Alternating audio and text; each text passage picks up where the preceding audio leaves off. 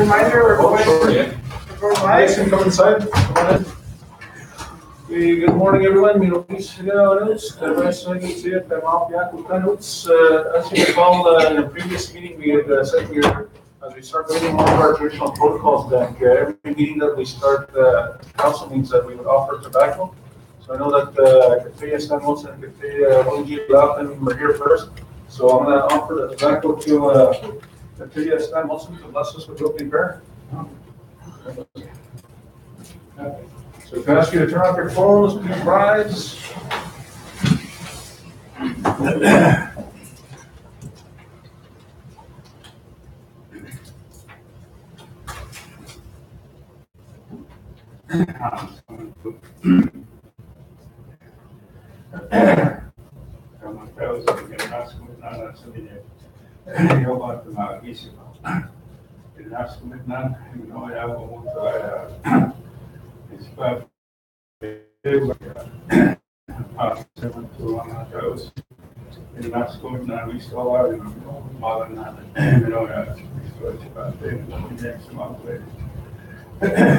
People said it's not the reach it, and you never come out when it was. And you got was a chicken. And you got to be able to him to reach it to free, but to store. We know how in the that this guy and one was supposed to right now.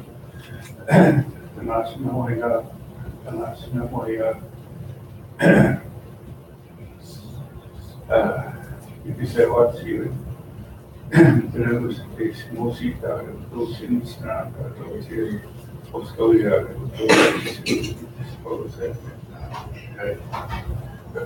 Great Spirit, goodness, true, thank you for another day.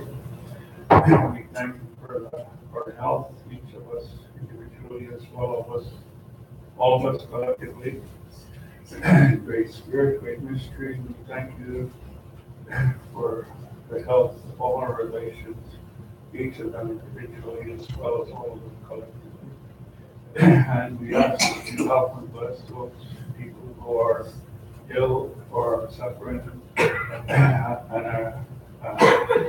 and need help so that they gain their health back. And at this time, we ask that you immerse us in your love and compassion so that we too, in return, will display that to peace. Thank you, Lord.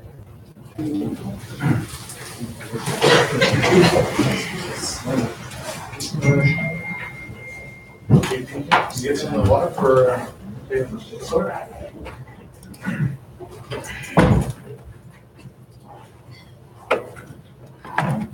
okay, maybe just gonna need some water for Katia, still here. What should I eat the Wilson for the opening prayer? And as you know, that was our Cree word of the day. We have now advanced it to the Cree sentence of the day, and that means everybody that's in this room, which is why we were so adamant to get you guys into the room. So what I'm going to do now is ask Katia William G. Laughlin what the Cree sentence of the day is today. And I would recommend for those of you who are here, if you don't have a pen and paper, to get it, because you got to write it out and learn it, and you got to say it so that when it comes to you, if you don't say it properly, you got to say it properly. So, Katia Laughlin, what is the Cree sentence of the day?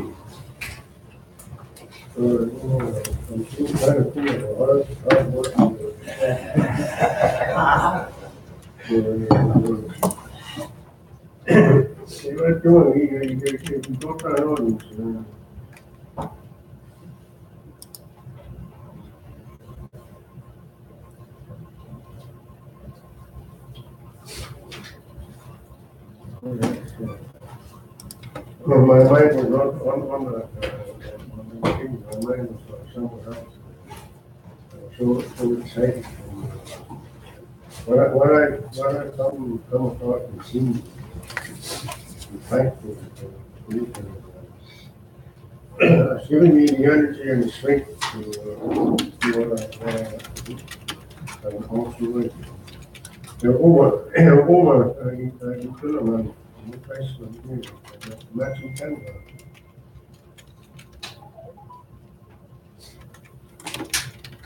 Win. Win. Win at Pascate. Win at Pascate. It means work on our wellness, well-being.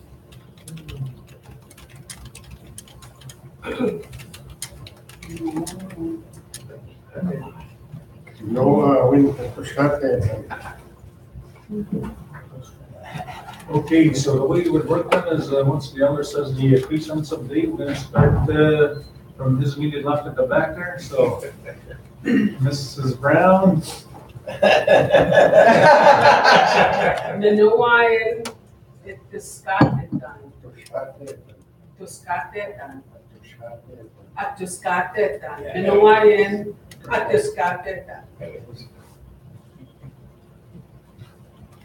Anoa ma Win. Anoa min Min. min Win. Anoa min Win. at this And bring it down in syllabus, as she said. Now I am.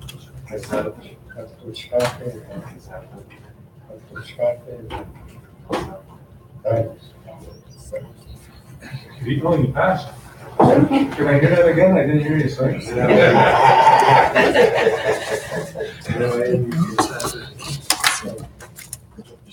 You know what I mean? Green creasing. And then, these ones don't matter that much. It's just like if there's notes if you're here. Okay. Nicole?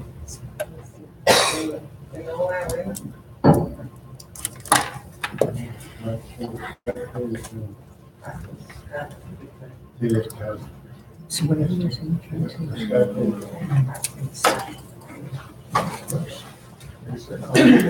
Judy, your turn. Judy Head, Noah Win, I just got to win. that was it? Yep. Very good. Who's the lady in the back? Well, that Oh, that's, Let's you come to want to go that? Good morning. Okay, pre-sentence of the day, your turn. Okay. Ginawin at Tiscatuin. Tiscatitan. Kasan ng tao. Mr. Lopez, even if you're wearing a Jets jersey, you gotta say it too. Ginawin, Piscatawin. Piscatitan. Tiscatitan. How do you spell it? Ginawin, Piscatitan. Nancy? Nanuwayan at Tuskatetan.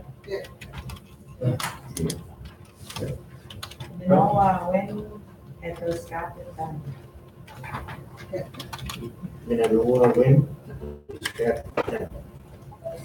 Ginawin, Piscatitan, Sema. The poor lady went to, the day of Mary Louise will go to the show because she snuck by the last time I heard. Nanuwayan At Tuskatetan. Are you all together? You talk? Nanuwayan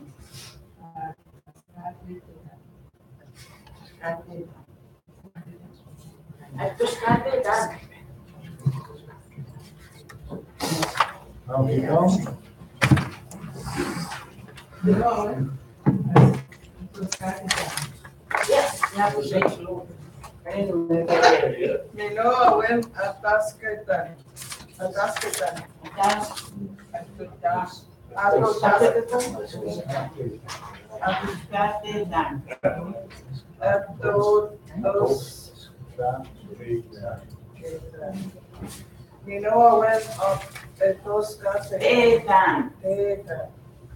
Yeah. No, well, then, that was Scotty, Sam. Is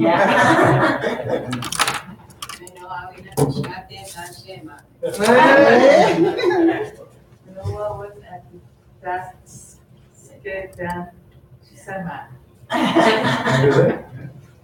Ginawin at Piscatitan, Sema. Oh, wait a second.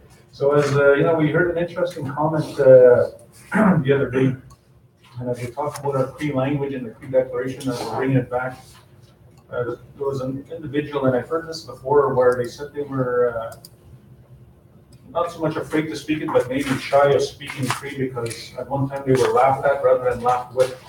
And that's something we have to encourage our young people and all our people in our nation today is that to attempt to speak the Cree language without being chastised or criticized, because that happened to our people generations ago in the residential schools.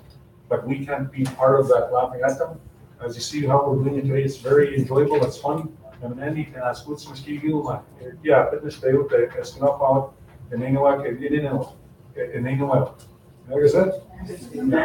So as we remember that, we move forward, we'll encourage and build our people learning the Cree language as we move forward. So great on the visitors that are here today. So we encourage you to promote that language. A Cree word of the day. How do we say pizza in Cree?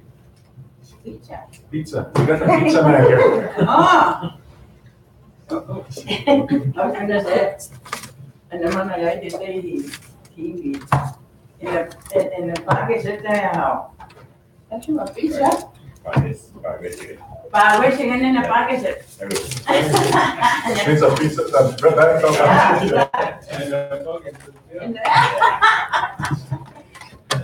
So that's what you'll need to learn and put in your spreader. Okay, so moving right along, the adoption of the agenda for Friday, May 11th, 2018. You take a quick look, we got a busy agenda today. We have 33 items, not counting the citizens and the guest presentation. So with that, are there any additions or deletions to the agenda? Hearing none, could I have a motion? Oh, sorry. Where's the request, the family that lost their son in Oxford House recently? Reeves, he was with us in the care home, he was on the networking committee, Okay. and I think that we should. Tonight, or what was it? What's the other? Some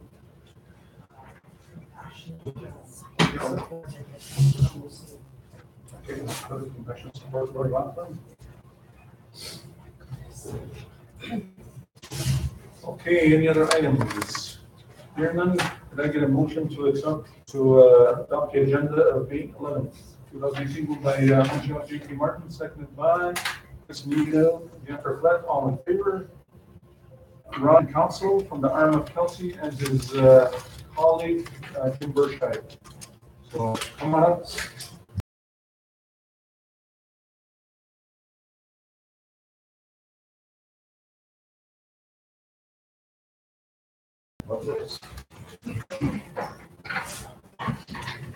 Good morning, Ron. Good morning.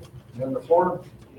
Thank you very much for allowing us to make presentations to you. It's been quite a while since Mayor Kelsey's come and spoke to the council on any issues. We certainly collaborate on the tri-council level. We collaborate on a lot of issues. We're kind of up and down the road on a lot of celebrations. But we're here today to talk about a few issues that are of interest for both of us. One of them goes back a number of years, but it's deal with the old PFRA pasture land that's west of town. Some interest in that piece of property through treaty land entitlement property for community pasture purposes. So this is kind of where it went. Since that period of time, PFRA has discontinued, the federal government discontinued their involvement in community pastures. The pasture patrons of Manitoba have taken over community pastures in the province of Manitoba and operate them exactly the same as they were before, but as on a private basis. They've been operating the community pasture in the Claw here called the Pasco pasture up until this time. It is, in the last 4 or 5 years, maybe a little longer, is starting to come on hard times, meaning there's not a lot of people that want to raise cows anymore. It's kind of a young man's sport. And I'm still in it, I'm getting tired of it too. But the point is, the amount of animals being there reduced to a point where pastures not become sustainable for this new organization called the NCP, Community Pasture Patrons, to run. So they've said that they want to discontinue their involvement in the paw pasture. They're going to run other pastures through the province that are sustainable and money making, but about this one. The Army Kelsey realizes how important that piece of property is for us. Going down the road, we don't know whether in 5 or 10 or 15 years, there is going to be some interest from our young people who want to get back into the cattle business. And we'd like to have that property, to have that available for them. And the other one, if we have a lot of drainage infrastructure on those lands that we really need to vitally do a lot of drainage for our ag property. So I guess from our perspective, if this organization, and they are going to basically go back to the province and say, we won't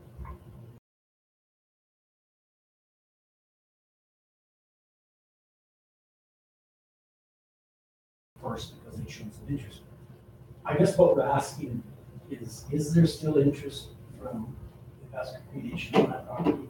And we're asking, maybe if there isn't, we have a real vested interest in that. We kind of, what I'm asking is to maybe look the other way on that. So we're asking if we can possibly take over that pasture, run it in some respects, maybe not like a community pasture because we don't have the ability, but maybe use it as a pasture for a few patrons that are left, and maybe who knows, our young people down the road will want to operate it. But the way the agreements are set up, you will be asked if you're still interested in it. Because it's Crown land, all Crown land that's vacated by one party has to be offered to ask for creation in this area of interest. So I don't know if you have any interest in that piece of property anymore.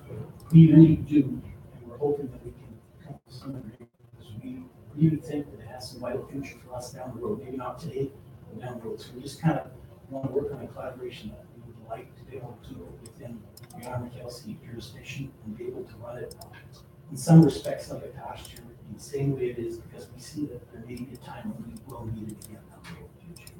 I'm going to ask is Corey Latham, because she works with the TLE committee, just to get the details, the acreage, etc., what the cost would be and whether it even fits into our plans or not. Because ultimately for Opaskwayak, any land acquisitions we do have to serve the needs of OCN. It has to pay for us, so to speak, but there could be collaboration to see if that can make it a win-win situation for both parties. Well, I don't mind a few buffaloes running around in there. I know. So Laurie, I just want to ask Laurie to respond to that. Yeah, I know that there was an interest years ago.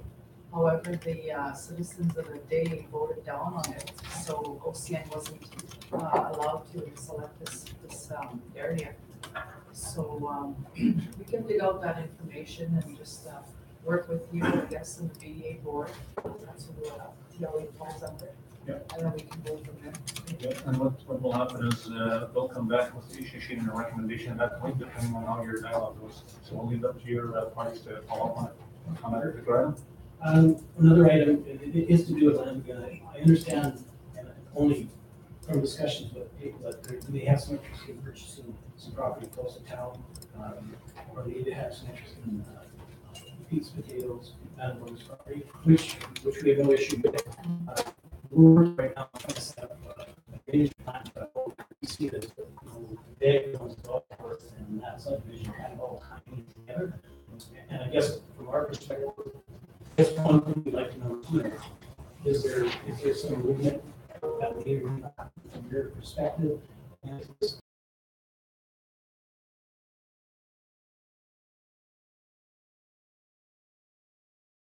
a great area, there's nothing wrong with it. We're gonna have some challenges coming down the road and depending on weather conditions. So we're trying to work on the ways to make sure the water gets out of those areas, and it'll include that little subdivision area and the golf course and the ag. So we just kind of want to bring you aware of the fact that we're certainly not against purchasing that. That's a great opportunity, whether it's the Army Kelsey's or those funds. But we need to work together on cost sharing some drainage schemes for the whole thing, because the whole area kind of ties together. So it's something, and I don't know where you are with that discussion. We may not be privy to that, but that's just where we need to. Again, I know Laurie has had that discussion on her table, trying to provide an update, and because we've got a protocol, we got to bring it back to the community for approval process. So, Laurie, from that point. Yeah, I have a package ready for the BDA board meeting on Monday. I actually went out there the other day with Pete and I toured the area. It's a beautiful site. It's prime land. Yeah. And he did put in a new road As well, he did show me the improvement. Maybe we collaborate on some other your side. So that's just a discussion that. One of the things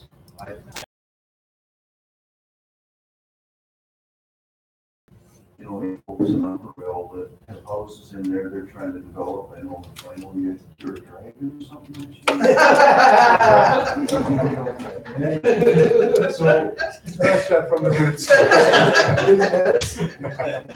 I wasn't sure if it was a dragon's den or what. There's folks in Upperville that, because they're getting their services hauled in and out of trucks and all that kind of stuff, it's very expensive, okay? And when we put the municipal water line into the Carey Valley, actually, I'll talk about my house. We went from that type of situation. Now I get a $23 water bill for 3 months. So it's coming right now in sewage. And I think if we can work those two things together in Upperville, in Big Eddy, in the highway infrastructure money that would come to the table. I'm thinking of a couple places.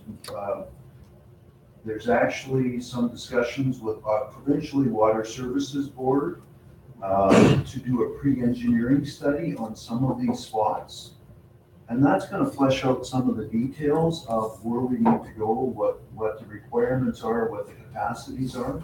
And if we can work with you on that one, I think there's a business model here that's going to be good for everybody here. And when we look at the highway commercial strip north of town to servicing those areas, you're going to see growth in business. There's opportunities for truck washes, car washes, all the things that require lots of water. You can do that kind of stuff. So I think there's an opportunity here if we work collaboratively to go out and find these other infrastructures based on our growth only. I think was the plan, right, Judy? What we would require is support in the future that we start maximizing out our capacity sooner in the next 10, 15 years of 20. Then we're going to need the political support and will of the ARB and the Talapaw. Because what we discovered in our dialogue with the federal government, especially the infrastructure fund, is that, and this is an issue I have with the government, is the funds that are dedicated for First Nation infrastructure, ironically, has to go through the provincial government's jurisdiction to say yes or no, because we're second in line to the infrastructure needs. So in our case, we're in a unique situation where it'll benefit both us as a win-win. So we're going to rely on your political support as well in that type of funds to expand and increase our needs for housing and infrastructure as well, knowing that will accommodate your needs in the meantime. Because your expansion is going to be required at the town of La Paz as well, right? So all of us are going to be in that same situation, but we're in a unique situation. We'll defer that discussion to a working table with Judy, with lands at your department and the family group. Anybody else? CW. Okay, so we'll leave that as a directive for you to coordinate that from OCN side with our respective departments, and then from your office, wherever your parties are. And you can start that discussion sooner rather than later and possibly put on the next tri-council agenda. There's a couple things that we've got initiated on that front as well. So I'd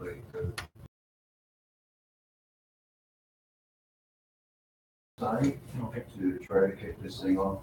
One last thing on Big Eddy, I know there's been some discussion of OCN taking over that property, and right now I think it would be good if we could sit down with the community members in Big Eddy, because the housing's been taken over, some of the lots have been transferred. I think the ownership of those lots has been moved, but I'd like to sit down with community members there and kind of give them an update of where we're at there, because I'm hearing all kinds of things, and I think we could do a better job communicating with the folks there, letting them know what's going on.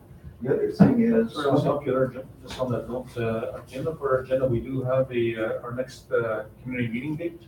Okay. At that time, we'll invite to present on that particular issue in collaboration with our lands and PLD department, because you've been working on that already. Yeah. So we can put that on the community meeting for discussion. So make a note, please, Judy. That'll be an agenda for you. And one last point, coming off of number 10 highway here, going into your community and into our property at Big Eddy, that road needs some work. okay?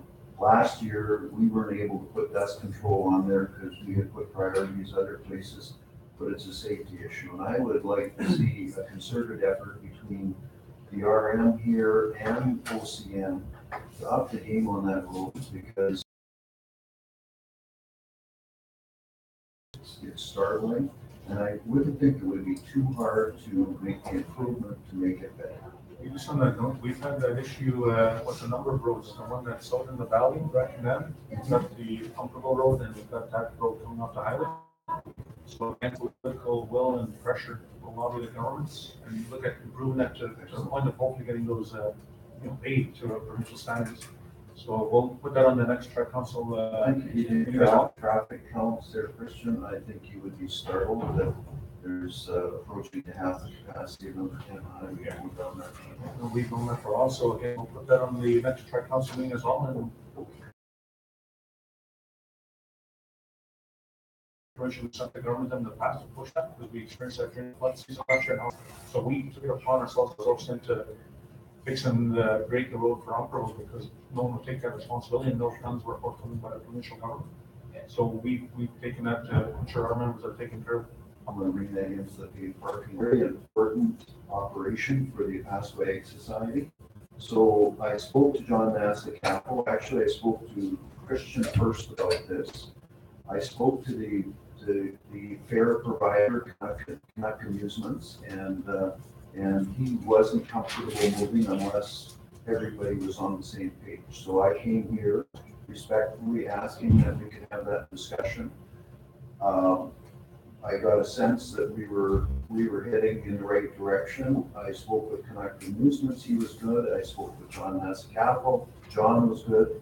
So Canuck Amusements was going to set up for one day at the Lackland Arena. He's going to come and bring a whole pile of equipment, and he's willing to come back to the ground. So it will be occurring sometime in June, and we're going to try to put on a good show.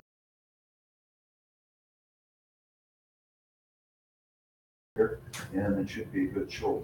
So the other thing is he's going to offer pre-sales of tickets out to the communities. So for young kids in the community that might be interested there, maybe through the schools, whatever, we kind of like to make sure that people are aware that this is going on and get the kids out so they can have a good time over there. So it's a facility that the town, the RM, contributed to, and I think it would be a win to get this going. So it sounds like you have that under control. Totally. It's done deal, we're good to go. Okay? So, I'm not done with following up on those meetings, we'll put those on the tri-council. If you want to put them on there, we'll be able to discuss it at that time. Tri-council meeting set for 28. Yeah, and Lori will follow up with you guys on the land discussion, the roads. Judy will follow up with Rod on that one. Judy is our interim CEO right now. Okay. Yeah, thank you very much. Have a good day, gentlemen. We just want to know as we're moving forward, just to let everybody know that you are on Facebook. So this is being live streamed to the community. So good morning, Isaga, fast back.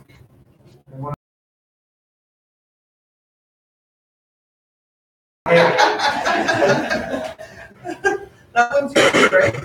Yes. YouTube, and I'm streaming live on Facebook. The kids are here? Yeah. Okay, if you can bring them in, the grade 4 class, please. Who's the teacher? Come on in, grab a seat anywhere you want to sit down. Good morning. Anywhere the chairs are available? Come on in, guys. Come on in,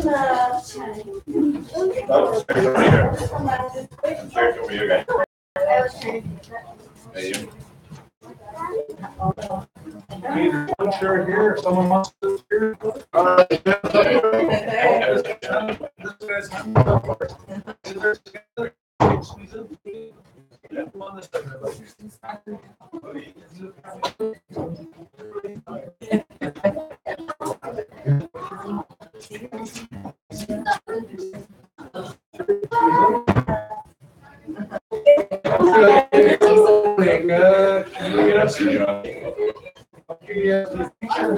This is people. Good morning. morning and welcome. To you in the grade 4 class, we know that you had a request to come to the school today. I remember the little drummer from the little Paigan group.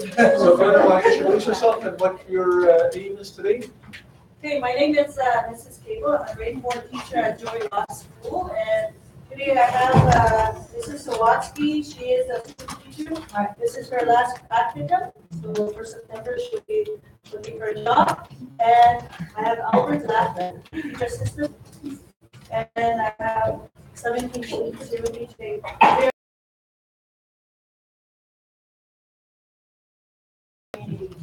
For the month of May, going around the meeting.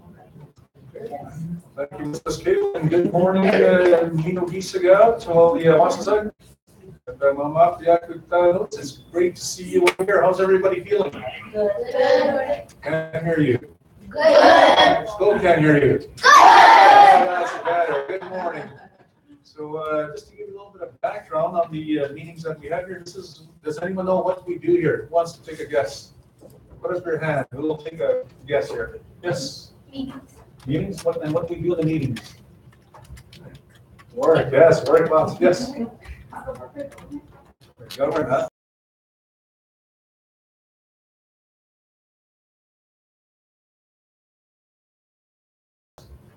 What else do you think we talk about? What kind of business? The building that you're in, we talk about your schools, make sure you guys are getting good quality education.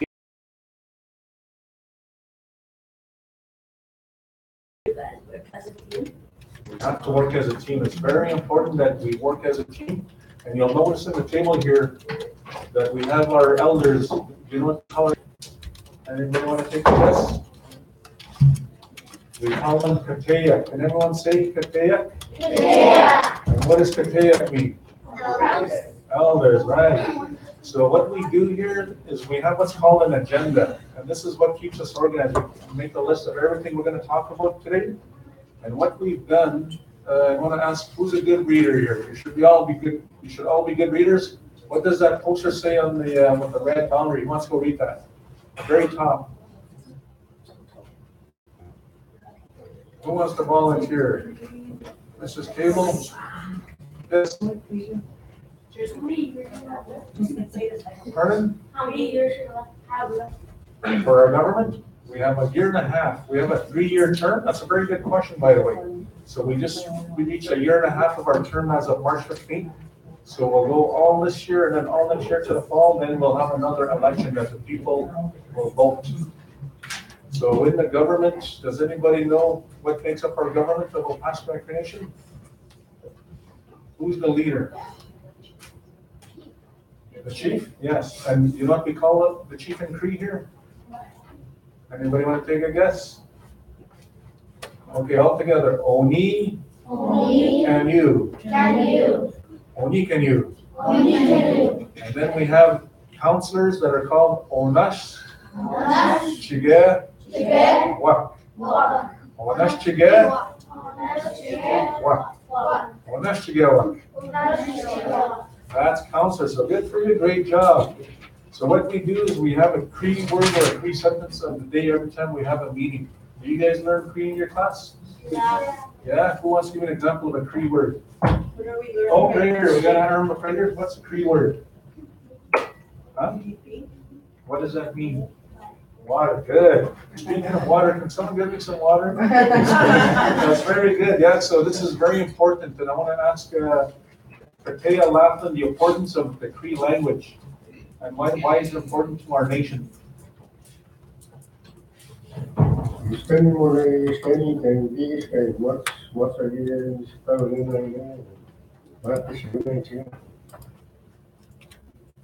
For you that don't understand the Cree language, I'm saying that if you don't know your language, you don't know anything about life. You may have a good academic education, learn your read and write and do all that, but our languages speaks to about life, how we live, how we get along, how we survive in our land. You know, the food we eat, it falls down to who we are, the people. And there's three proverbs, 4 proverbs and it's called a Family Act. According to Family Act, we got those 4 quadrants. Family is a sort of, we call it structure. Right? So you have to learn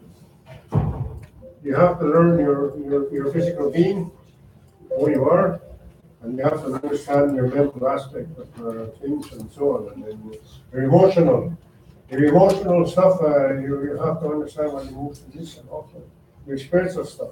And that's all within the family unit. Yeah?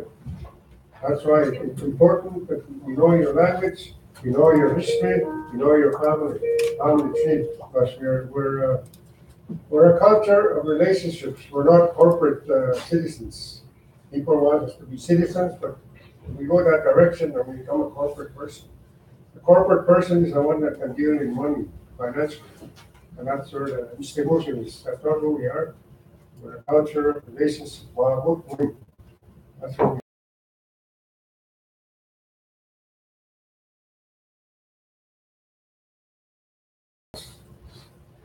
I don't know if I think so, eh? Did you guys understand that? maybe Too much of it? Yeah, but you're gonna be learning this as you go through the higher grades, going to a university. Who's going to university? Everybody's hand should be going up. Who's going to university? College, post-secondary? Right, good answer. Okay, so when you look around here, what's the flag of Canada look like? A maple leaf. And what color is it? This is called an eagle staff, and this is a representative of our nation. It's basically like our flag at Pascua Cree Nation.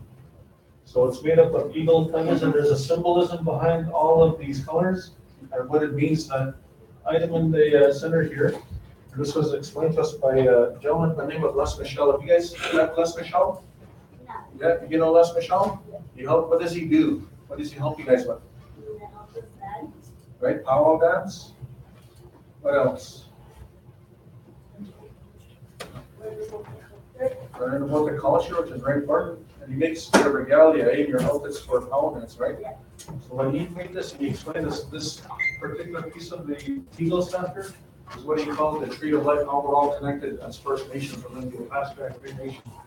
So whenever we have special meetings or special ceremonies, we take this with us. It's usually a veteran or an elder or a leader of the community that will take that and lead it into a meeting, a special ceremony. And then on the back side, that's made for those ones. That's why I use Eagle Staff, but I use Achievement Council. How many of you guys gone to a Youth Achievement Council meeting? Does anybody know what the youth chief's name is? GP, what's his name? Richard Budd. Does anybody know Richard Budd? I think he's in grade 9 or 10. Oh, you know Richard Budd? Yeah, right here. He's your junior chief. So he represents you guys at this table for government. So we're going to open up for questions. Any questions about anything to anybody here?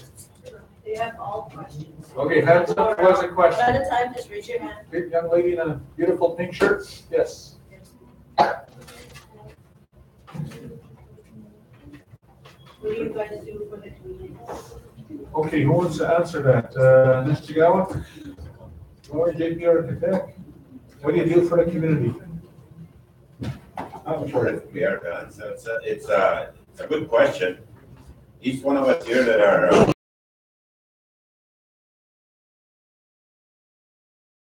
issues that concern our community.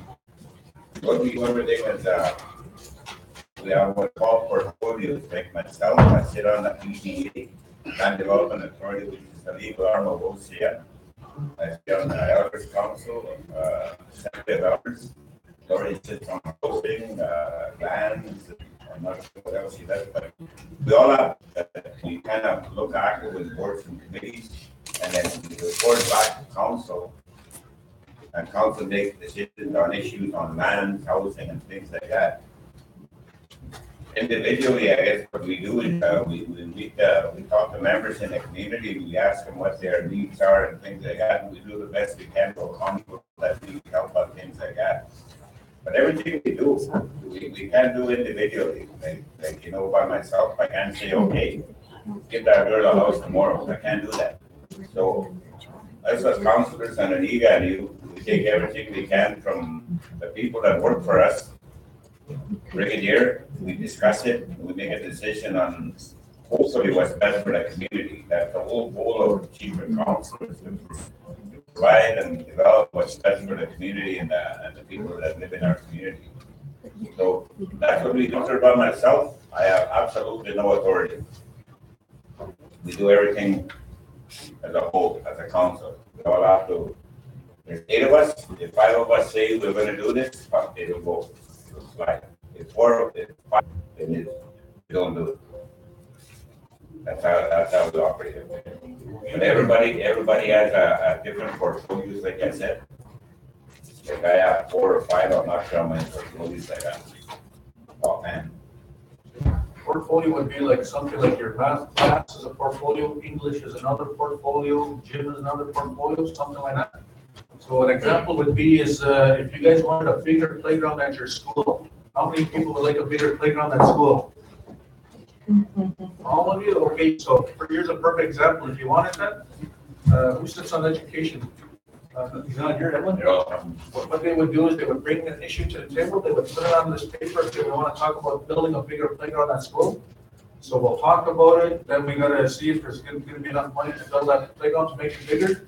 And then just to go off record without making a formal motion. See how JP Martin motions to make a $10,000 playground at the Joey Ross School? Who seconds that motion? Okay, so we got 2 motions. The one that puts her hand up first, I usually go, so I would say, okay, unless you got Gordon Lappin wants to second that motion to build a $10,000 playground, a bigger playground at Joey Ross School. All in favor, build a playground so that you guys will have a playground for September. So that's how that works. What do you think? Pretty easy? Yeah.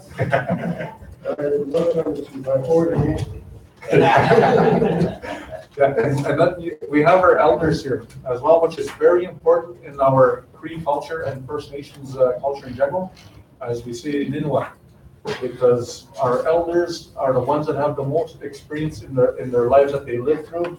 They bring their wisdom, they give their experience, and they guide us to help us think about everything that we need to think about before we make a decision.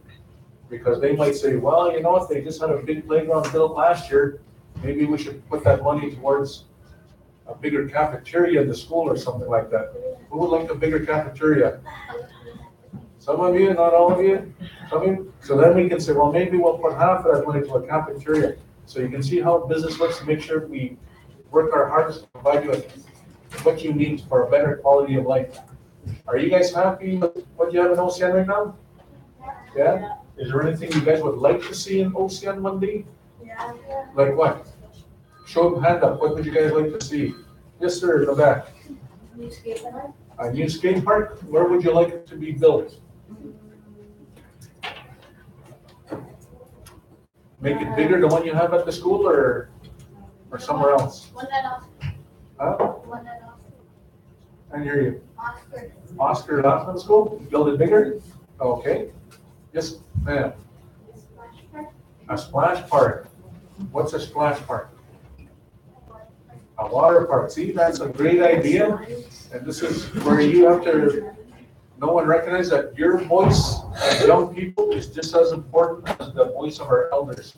Because the interesting thing about government when we talk is there are more younger people than there are older people in all aspects. Really powerful voice to make change. Yeah. Oh, yes, ma'am. A zoo. Oh, we have a zoo in here sometimes. So if we had a zoo, what kind of animals would you like there? Horses? Monkeys.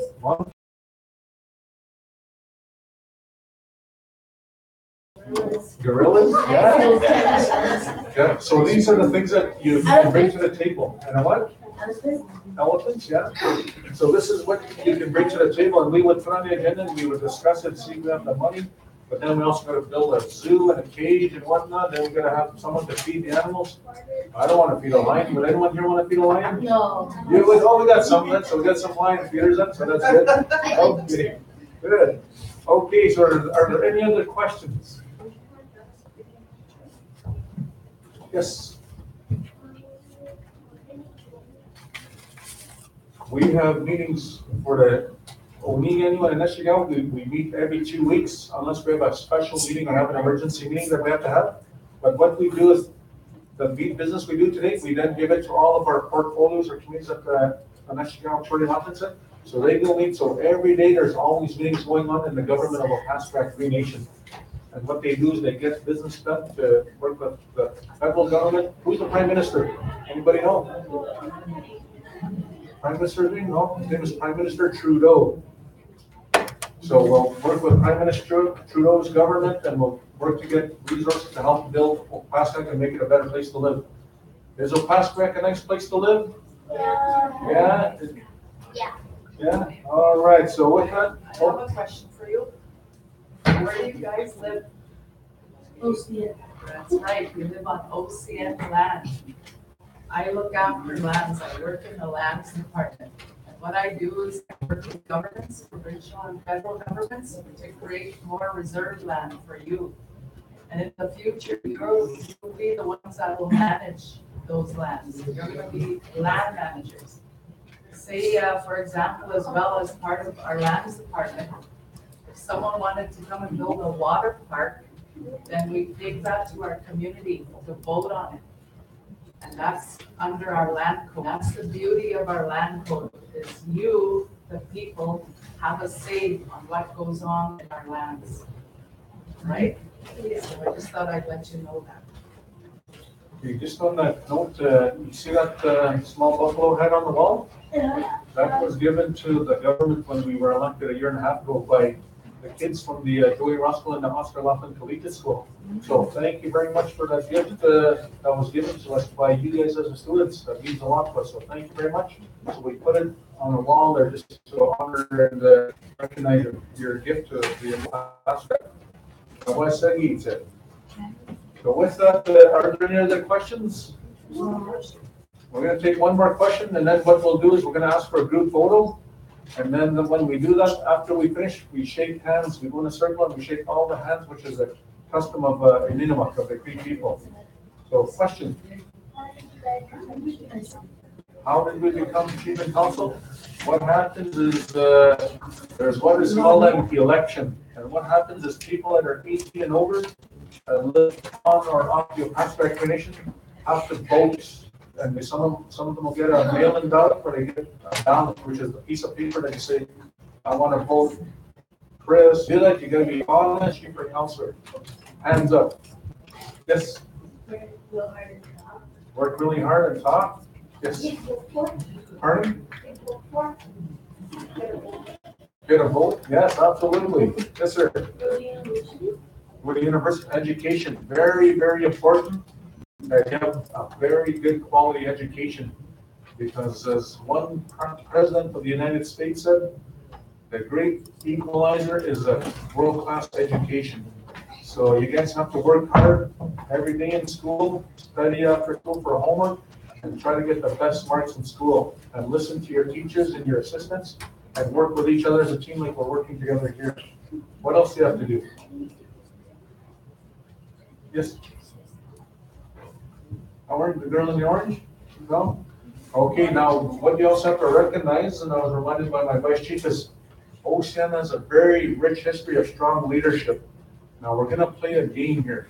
If you look at those pictures besides this one, you recognize anybody on the wall that's in this room here today? You. Besides me, yeah, but there's somebody else. Take a close look and look around the room, see if you recognize another chief here somewhere. Take a look close. Can everyone see You guys that? can go up and go and look. Come up closer and take a look. If you recognize the chief that's sitting with us here today.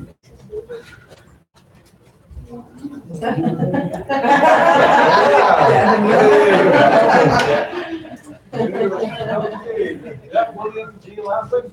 He's one of our former chiefs, and he's now an elder in our community. Let's get observations. So if you look at the history, when Opaskwak started many, many years ago, you see all the leaders that have served the Opaskwak Cree Nation.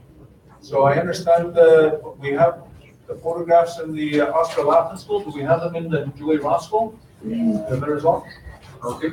So this is something that we will continue to build on, the rich tradition of strong leadership and strong council and strong elders in the Opaskwak Cree Nation.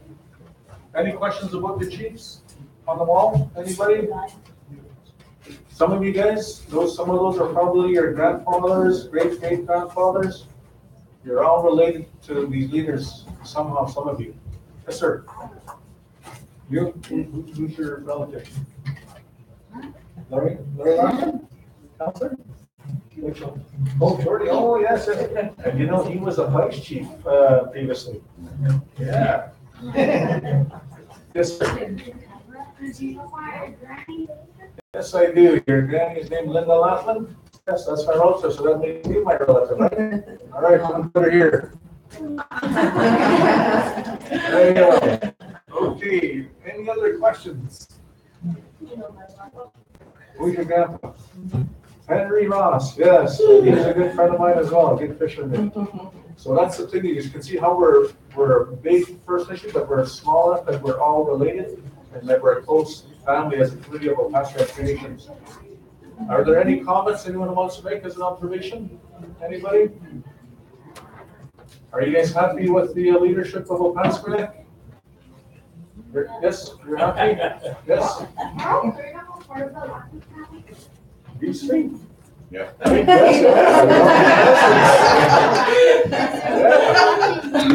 observation. You notice all their last names, eh? Yeah. Very good. Okay, so with that, Mrs. Cable, what we'll ask is the kids to come and shake hands, and we're going to get back to business, but I'd like to do a group photo with them if they can come to the front and the back here. Okay. So, Before we head off, I have one more teacher assistant here, that's Nikita Kima, she's new to the school, Joy Ross. That's Nikita. Welcome. So with that, we're going to ask the kids to come and laugh and come and shake hands here. So you start over there, here, then you go around the circle. Okay, big four, let's go around and shake hands.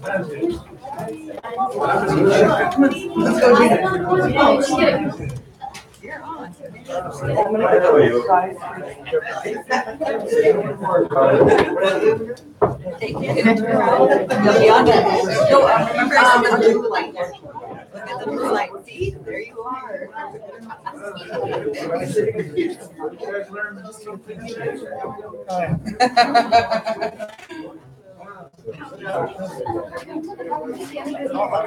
Albert, you're famous.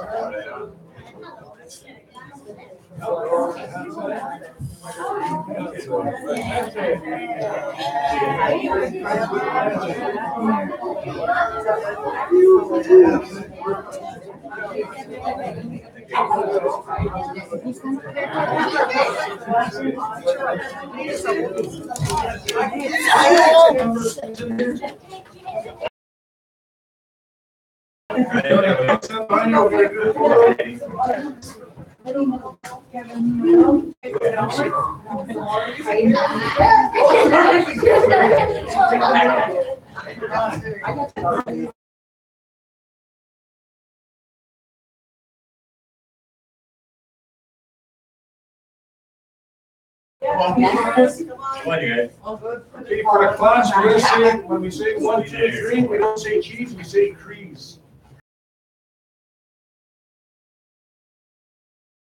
1, 2, 3. Okay. And this will be, they give us a gift. So we'll pass this on to one of the hardest working members today after the meeting.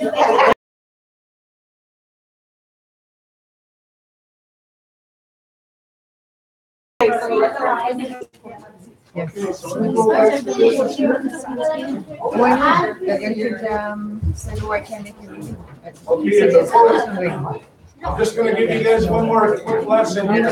Listen up here. Okay, this logo of the Opaskwayak Creation was designed by Lester Shaw. So the circle, does anyone know why the circle is important in our culture? That's right, it's Opaskwayak, and it's the circle of life where we're all connected. Does anybody know what this is here? Baby. A baby, and this one?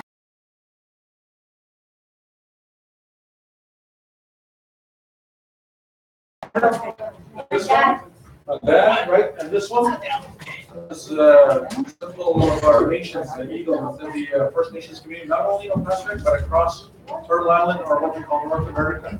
And then this year, does anyone know what this is? Eagle Eye? Wait. Close. What's that right there we talked to earlier? Eagle staff. Eagle staff. Yeah, good guess. Eagle staff. So just like this one, that's what this symbolizes here. And then if you count the feathers, let's come and count the feathers here. Come and count them and tell us how many there are. Count loud. Okay, there's 13 feathers. Does anyone know why that is?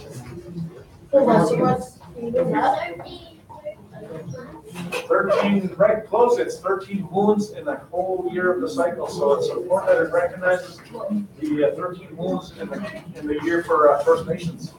So you can see how this all becomes part of the symbol of our nation of family, of our nation, of the eagle staff, and the eagle is out in the circle, which is what we are as a community. We're all working together. And of course, our name. What's our name as a nation? All together. Oh, Nation. Very good. Okay, so now we're going to get back to business so you guys can observe and watch what we're going to be doing here. Okay, so our next item on the agenda to reconvene is we have Jonathan Cleary. Do we have him on Skype on standby? Okay, we're going to be getting a presentation by. Good morning. Can we bring him on Skype? Yeah.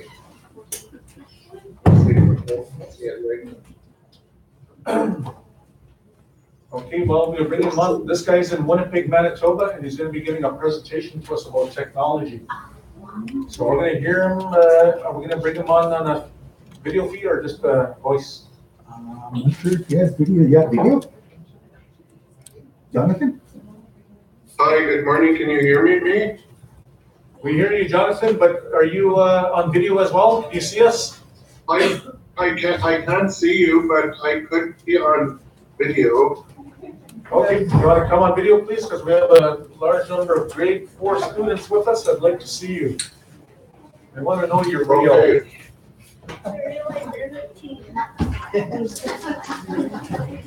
Okay, for the students that are watching, this is the other reason why it's important for education, because we use a lot of technology as well. So we talk with people all around the country using the Skype. Has anyone used Skype here before? Anybody to talk to your mushrooms or hookums in different communities, relatives? No? Okay, well, you're going to see it here today.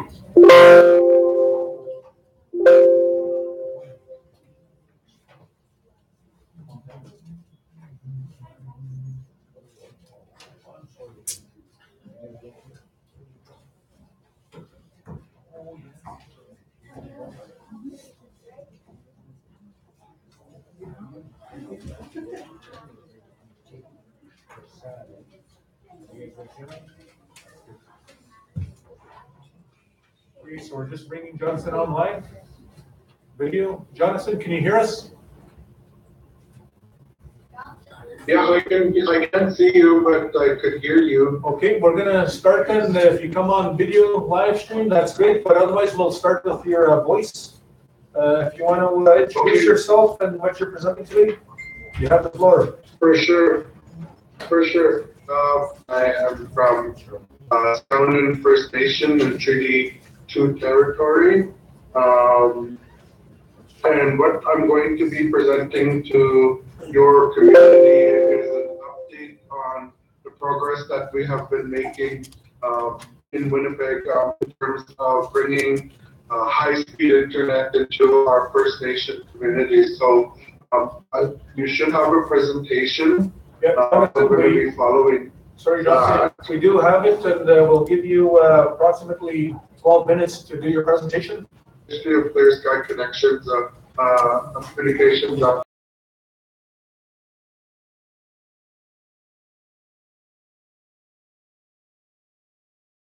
First Nations ICT Center of Excellence. That's the important part of this, and the purpose of this presentation. So the history of Clear Sky Connections is that we started out in 2009 as the First Nations Technology Council, and the reason why how we came to be created is with the rollout of the different e-health applications that our health centers have, like in terms of electronic medical records.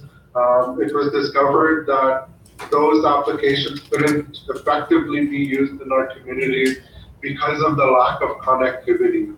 And so we looked at different ways that how we could improve this. And so that's where all the work that we've done up to this point, and that is to bring fiber optic cables into each First Nation so that we could have high-speed internet. So I am on slide 3. Just moving on to slide number 7. I just want to talk about, spend a little bit of time on funding. So the project is a large project because Manitoba is so big, and there's 63 First Nations that we need to get into, and a lot of the communities are remote, where the only access is through Winter Road and through Plain. So we need to come up with a method that we could get into there. So it's quite expensive. The total cost of the project was anywhere from $150 million to $300 million. And so for the first phase, this is just a snapshot of the amount of money which we were successful in receiving. On slide number 8, this is the network plan. The red veins on the map to the right indicate our network. So to put it in perspective, that's 3,600 kilometers of fiber that we're bringing into our communities. So we have to get creative in how we're going to do that. And because our communities are located in mostly waterways, so the submarine method is going to be utilized in the OCN territories. The likely method would be the shallow dig, so we would dig about 3 to 5 feet into the ground, lay conduit, and then we would put the fiber optic cable through there. Slide number 9. This is something that we're going to encourage our community-owned ISPs, internet service providers, to provide. The option will certainly be there to have community access points, so that's free Wi-Fi, kind of, well, not kind of, what they have at Tim Hortons, McDonald's, things like that. So this would also be a good advertising for the community. So internet connectivity to the home. So with high-speed internet, with the fiber optic cabling coming into the communities will have the opportunity and option to have what we call triple play, which is home phone, internet, and television streaming all into the home.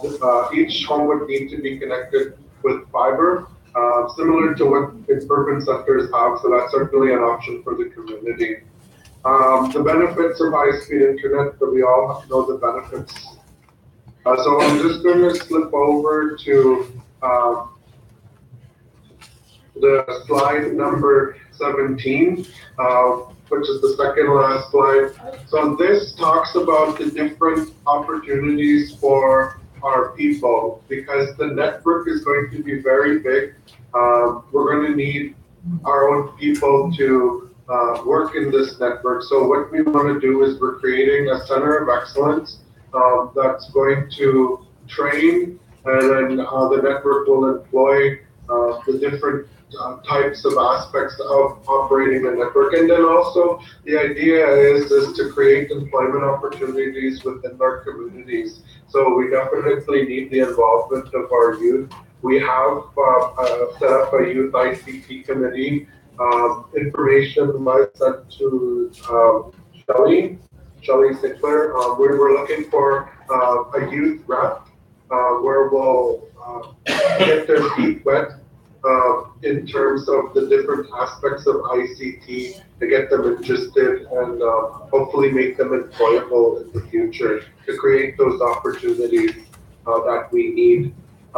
So that in a nutshell, that concludes my presentation. If there's any questions, I'd be very happy to answer those. Just open up for questions. Shigella? How many jobs would that create in OCN? Just a rough number. I'm sorry, what was that? How many jobs would that create in OCN within our region? It would be based on your population and the need. Again, what it's going to come down to is your community-owned internet service provider. So we don't yet have a defined number, but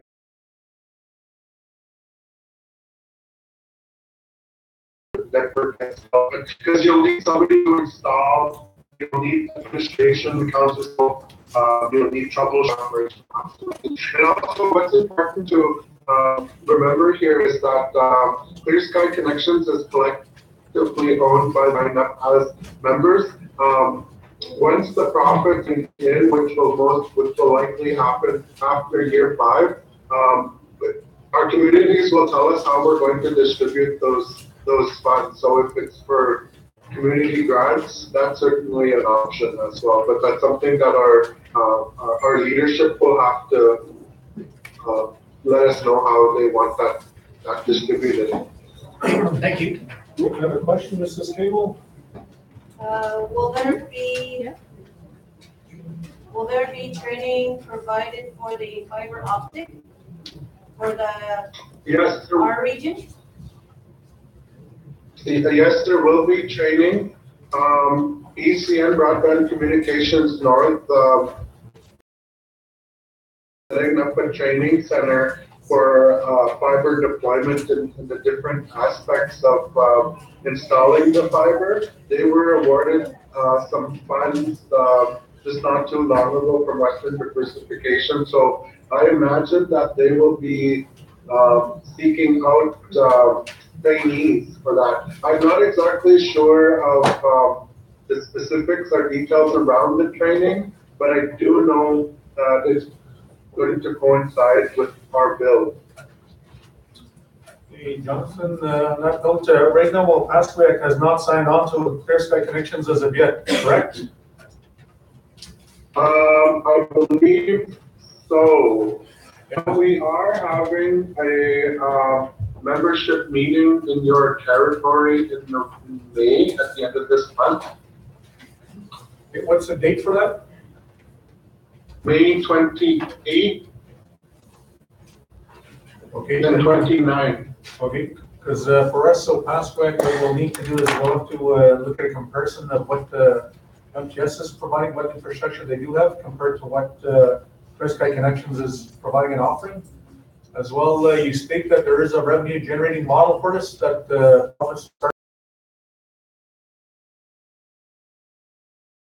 projections. Those are based on our initial projections, yes. Year 5 from when? From when you installed it in our territory, or year 5 from the starting of this year? Year 5 from when we line up. Okay, now on that note, I know that you have it coming out in phases throughout the province. When do you expect Opaskwayak to be built up? Opaskwayak is part of phase 1, which is what we're currently negotiating with a contribution agreement with the federal government. So Opaskwayak, because of its size and its geographic location, is considered a gateway community. So that means that we should. That's why our ancestors picked this site. Recognizing that there will be contractual opportunities for a construction company, is there a consideration for set-asides for station-owned companies? Absolutely. As part of the bill, there is going to be selection criteria where preference is given to First Nation owned companies. Okay, we have our general manager, our interim CEO, Judy, if you can make one of that to invite Ginger and PBDC to that particular meeting, especially with our construction company. That they be put on the contract list as well as any independent contractors in the prospect that we get. Construction, whoever looks after your procurement, from that party, email me and we'll put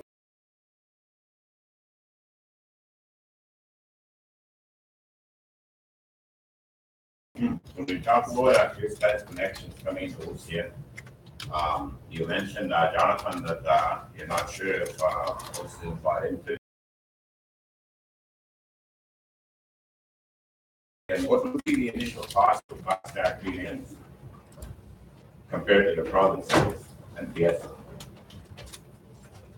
There be a difference in the price range per household for that service.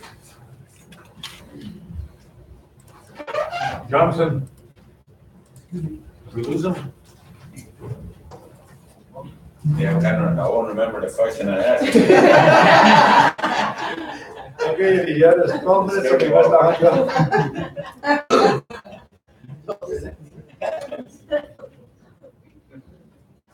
I guess you should have a look. Oh, well, because the Mississippi Communications, another issue that they did where they try to steal this project from AMC. And they try to force it on him and he tried to take control of it, but the AMC, some of the Manitoba chiefs outvoted him and rescinded his process and gave control back to the not the Grand Chief, but some of the Manitoba chiefs through this company. So that's what we want to make sure that it's not being taken over by one rogue nation, so to speak, and that the interest is there for the common benefit of all First Nations. So we'll need to know what the corporate structure is on that and ensure that through that cost comparison between MTS and this one here, because we don't want to go into a service that charges our membership more. If MTS can provide a lower quality or lower price service, that's just as good a quality, we would maintain that. That was it. So we'll have that discussion. So I would recommend that we don't make a decision on this just yet, but we know what those details are. We can compare, make a final decision in the coming months. We have time on this. It's not right away. That was it. Any other questions on this topic? Hearing them, we'll take it as information and then we will send reps to the meeting under here on May 28th and 29th, I believe he said. That was it. Jonathan, hello. Pulling you and others. Okay, you heard all that. We'll see you on the 29th and that we have some time on the opportunity to decide whether they want to be part of it or not, right? Yeah, absolutely. Okay, what we'll need from you, Jonathan, is we need some detail on what the benefits will be just for Opaska Cree Nation in the way of employment opportunities, job opportunities, revenue, and set aside contracts, as well as cost to our members through this system compared to what MTS provides to us now. Yes. And we do have a technology committee. Mr. Laughlin, you're part of the technology committee. Yes, I am. If you can inform your team to be present and participate in that meeting with the whole group. Okay, have it. We'll need your guys' input and expertise and recommendation. All right. Okay, thank you, Jonathan. Good, thank you, have a good day. You too, thank you. Okay, so with that, our next agenda item is Mr. Frank J. Whitehead. Is he in the hallway? Yeah. Okay, and before he comes in, we would first of all like to express our gratitude and how happy we are to see the young students of the Joe A. Ross School coming and attending and learning about our government, learning about Opaska Cree Nation, and that we're very proud of each and every one of you for being in school today and every day so that we can become leaders and productive members of society in the future. Because I want to see one of you be the next Prime Minister of Canada, the next chief, the next CEO of our Cree and big companies, and your own businesses. Okay, so thank you very much. You guys have a great day, and unfortunately, I gotta say, back to school. Thank you for having us. Okay, I gotta say,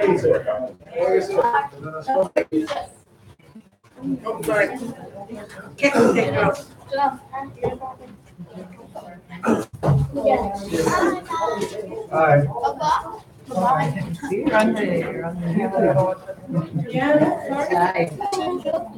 you can't stay. Well. Y'all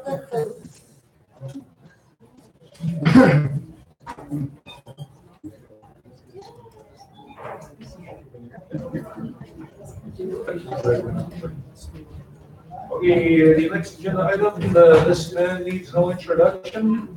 Come on up. We have former chief, once the chief, always the chief, as we say, former MLA, esteemed member of our nation, Mr. Frank J. Whitehead. You have the floor. Good morning. That's it. Nogis na gawin, what's the gitsi at Mapia Gutano? Yeah, that's what, I was saying, tayo na may egat sinagis at pag-iis ka. Oo, dapat ako kahit kayo ba eh. Ginawa ulit sa kanta. Ginawa kumatis eh. Ginawa ito sa kanta. Ginawa ito sa kanta. Free word for the day. Kumatis ulit. Machima yung kato sa kanta. Got my paper. Kenny yan dati malinoya at sila uli obstas sa wala dati wala yung siya. Hindi yung siya. Ewan siya o siya tus ka o. Wala pa siya siya. Wala pa siya. That was our key word for the day. Frank, you got pull up a chair so you can sit down and present. Yeah, it won't take long. Ahí fue, te vi tamana y sa amin pag-inis one datos ko yung inyo, mga pitos siya, i-discuss na mo unigan niyo. Iteni tamani style, ono mga chiga mago te kitay na, mga kanumuta mga lucha miskuta mga lumay. Ini martes win mino martes win. Stay kita chiges na ano ngayon, sa Stay on Ginuchi Gunan, Tikaina. Even I only Maski out Naga Kagis for a scar, which is the Nimino, without Jimmy Nanimayan, Pauchinu Tintochi. Nira one, if the bag is winning with the road chip. The op made me sting you. That easy, the only to make a children and the case of Mattis is you. They go, I was sorry of me. The guy meets it. And with today's art, Italy and Muscatini, Tamigo, chicken menu, it the magazine. Now we go over and the city. Tammy lost our Vigian, Tammy lost our Tuskia. Stay to my editor. Maga, hindi gano'n.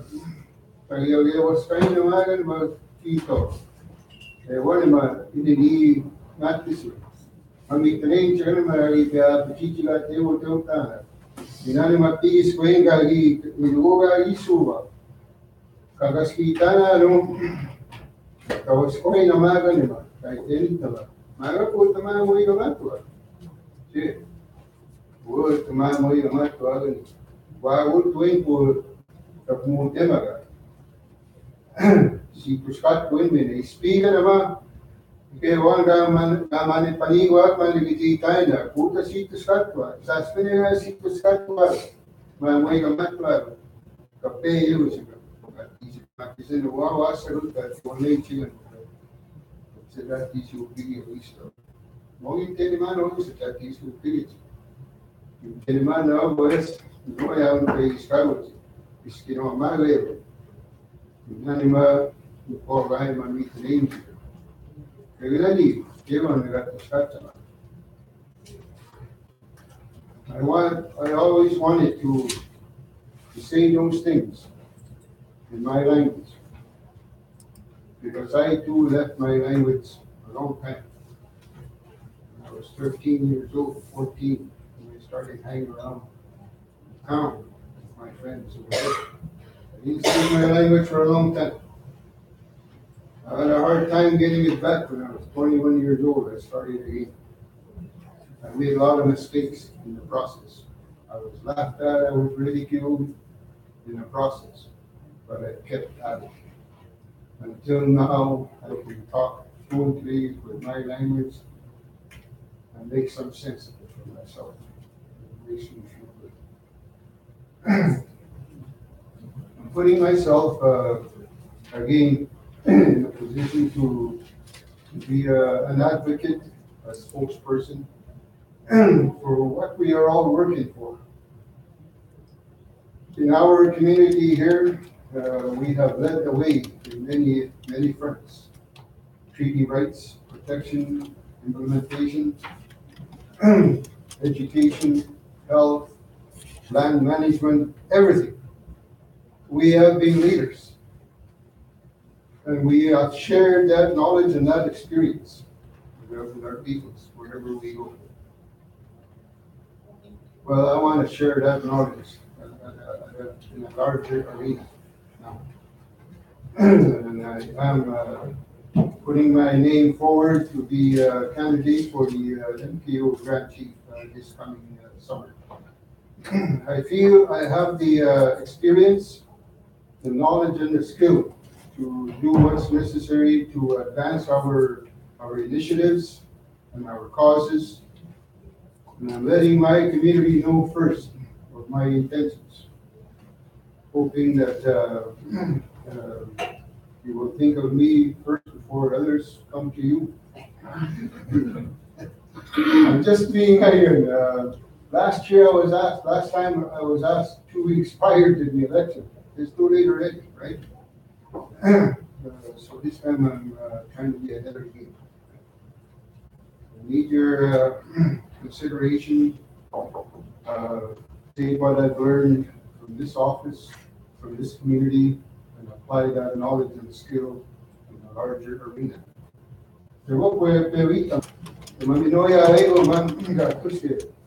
Spots yet.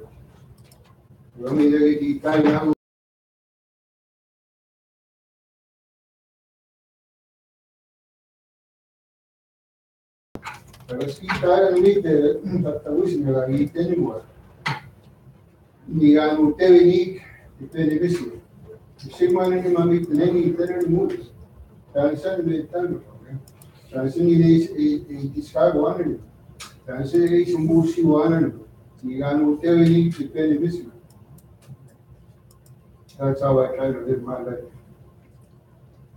Like our nations live that way too. Thought, that philosophy. It was a good day. What should you say? Moving on again. Any questions for?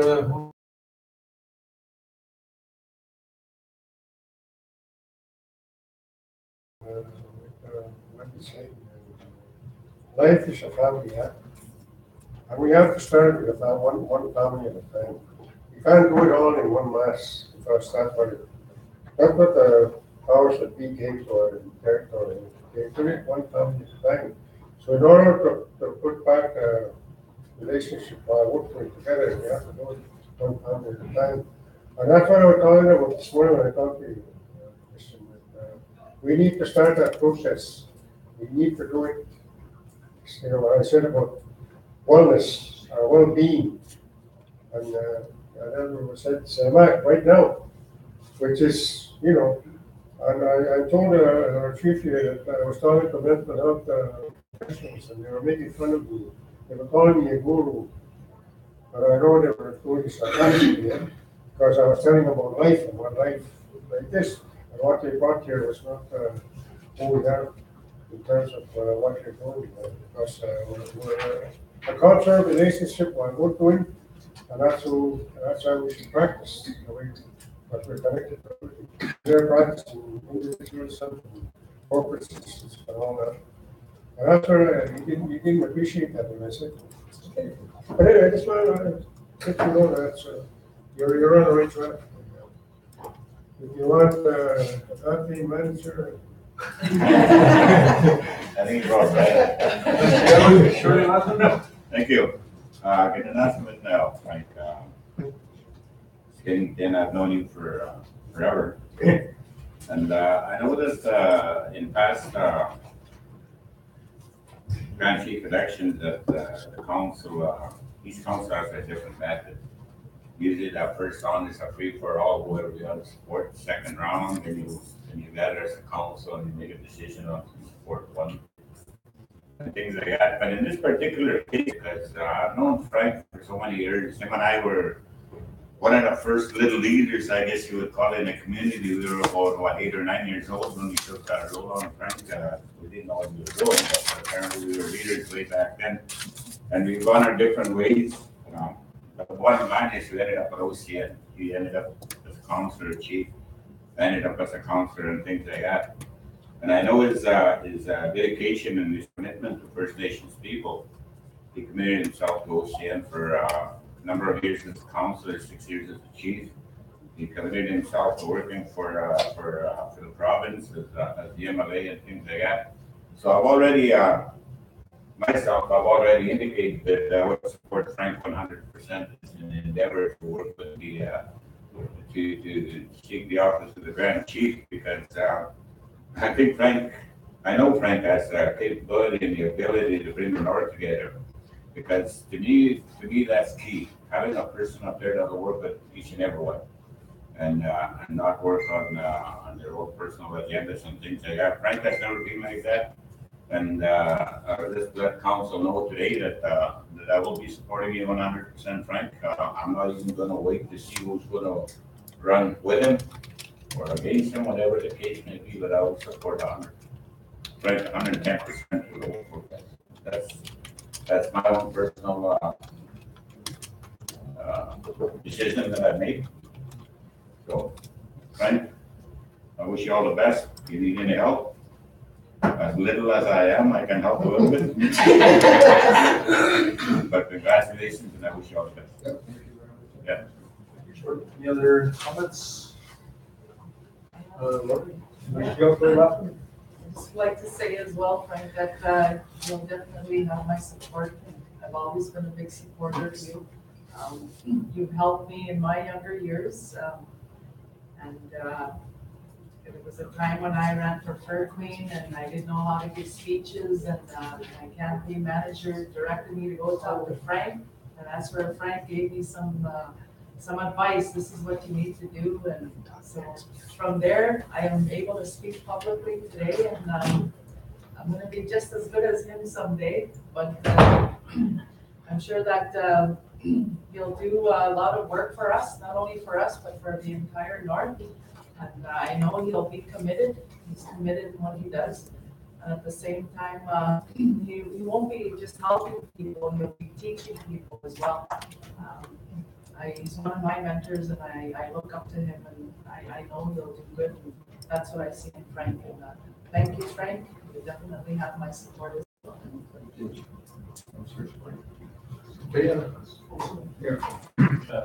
Leaders in our community before that you've done this. I appreciate that and will support you for kind of work. Any other comments? What should you do? No? Yeah, my support, you don't have to ask. Always support you. Let's get it. Oye, what's the each? We're going to light head. When they did it, don't want you to walk down with the reach. Now, I don't want to show you. I mean, what am I going to keep it? Just kind of keep waiting up. So you have our support here, Mr. Whitehead. Look forward to it, and with any other support outside of the voting process. Because as I understand it, every council member on the Shoal County Chief will have a vote, right? Yeah. So that includes every council member will pass that. Except that the Wawa Stefan, that's me. That was question. Is that your, I don't know, is that your campaign manager there? He's my supporter. And I was a supporter of it.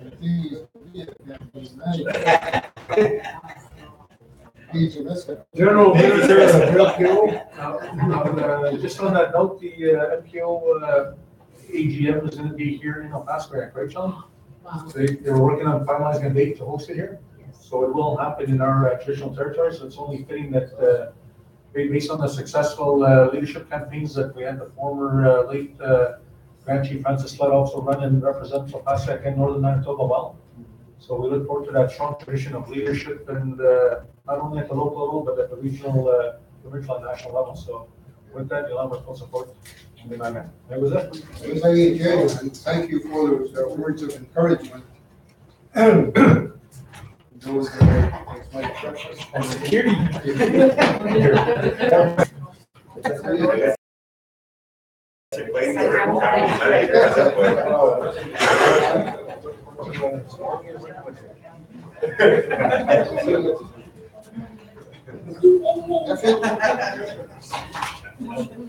Okay, looks like it's probably 10 to 11. Gotta take a quick break. I know we have Mr. James O'Rourke next. Council members, yeah, we'll reconvene 5 after 11. Mr. O'Rourke and partner, if that's okay. Timmy's on. Whose turn to bite this time? Yours? Yes, again. In order. All right. Let me get the order list. Good order, it's Nancy.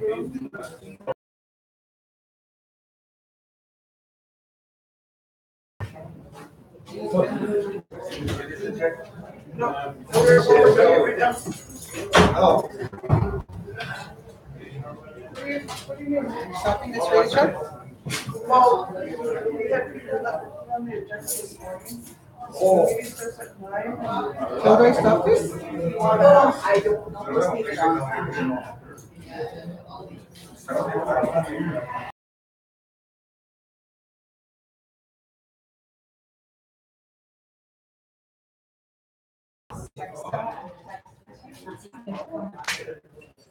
We're all texting.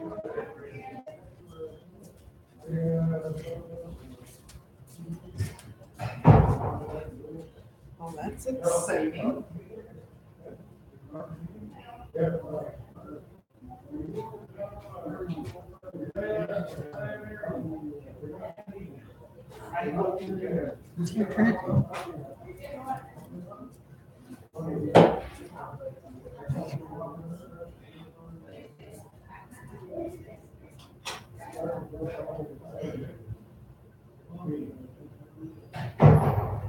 What did the other member say she wanted? Stan. Okay, what did you want? Medium double, if you don't mind, apple fritter. Oh, you medium Double. double up coffee? Yeah, please. And your lemon water's ready. Okay, perfect.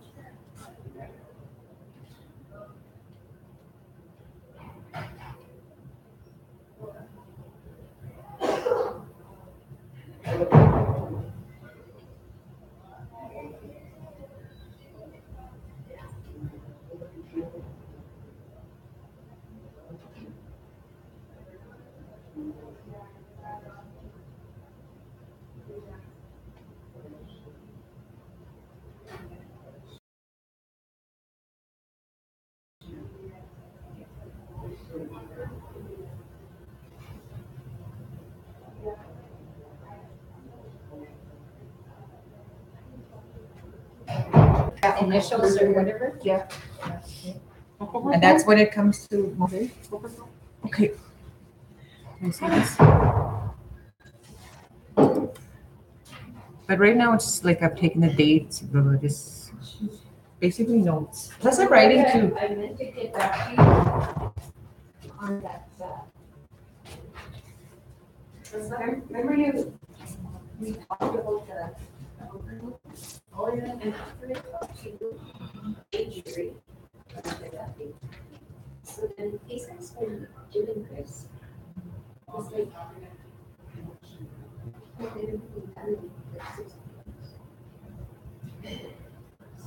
Well, because of course after that I talked to Gary. He's supposed to get me that information from. Strictly. Like even that. But it's a process. You're gonna put your proposal into first versus. And you're gonna put it every year, so and if you're down here on the list, how do you get till next year? Right? So there's processes, but I go just so that they public that we're working with. And then I suspect some of it might be due to the election year for them. Oh, okay. Okay. So, That's I mean, why it kind he of wants to get you on the agenda.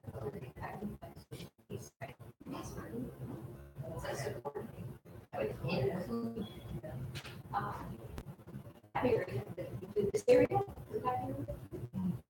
and then we just transfer, this person trying to charge us for the stuff. Like the stop signs and culverts, he wants to charge us. Okay. Were you able to get the appraisal?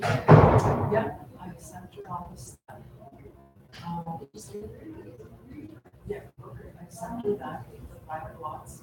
But you know, I just remembered how very agrees property. Now, right, so we need to update the vacant lot, well, where they are in lots. I've got it, and I'm putting it for the board. There's about 6 of them, or four private lots. Yeah, And then, actually, 5 private lots have become a vacant one, there's us. okay. And then,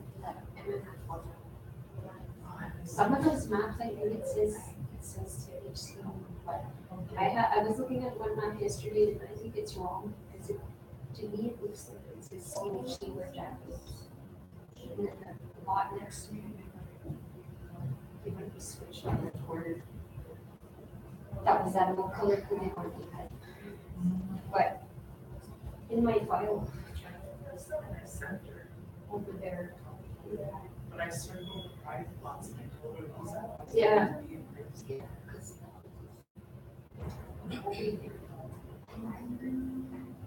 Like the ones that want to be conversion.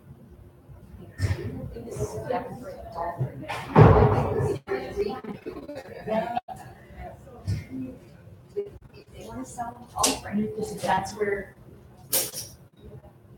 we're gonna have to pay them, plus we're gonna have to pay them, so it's almost like a double cost, right? But they'll own, I guess you could sell them. I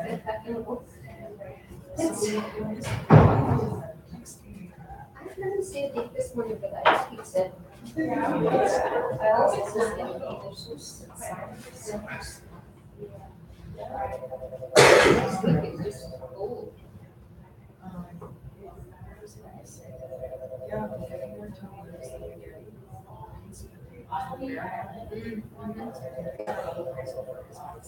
Yeah.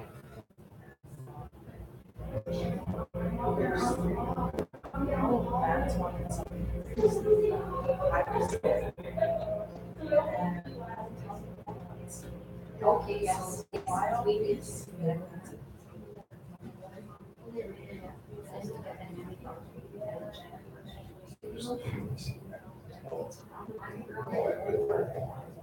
Our selected acres, it's our acquisition acres that.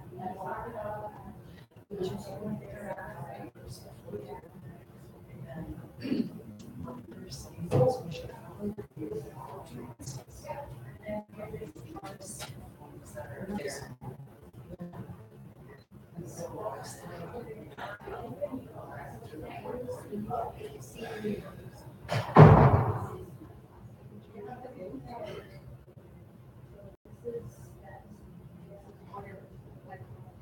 I know we were thinking future, right?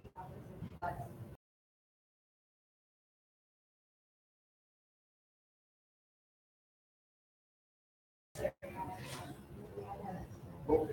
see prediction. That's why. I agree.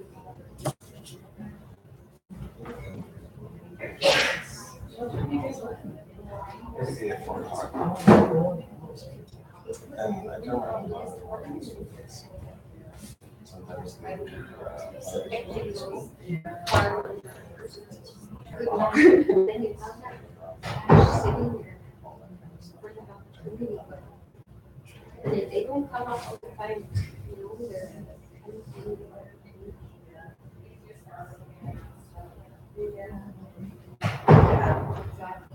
But that would be the next plan.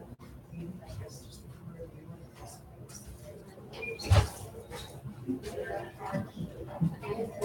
this. started doing the photo. Oh, yeah. And then like the commitments that you Look, you guys haven't done my order. Yeah.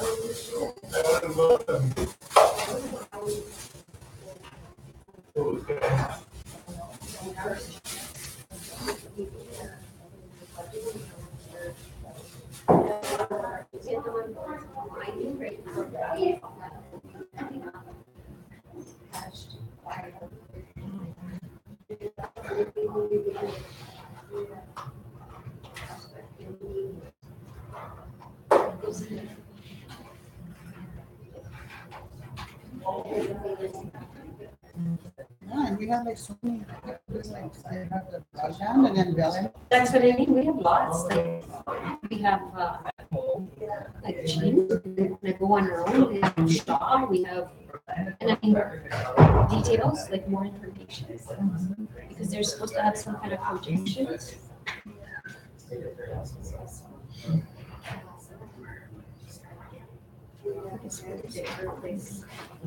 Like, I don't, I'm not sure. I saw that.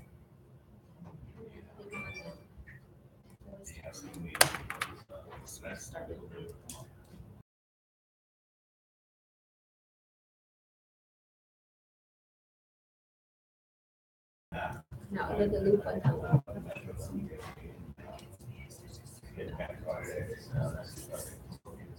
Mm-hmm.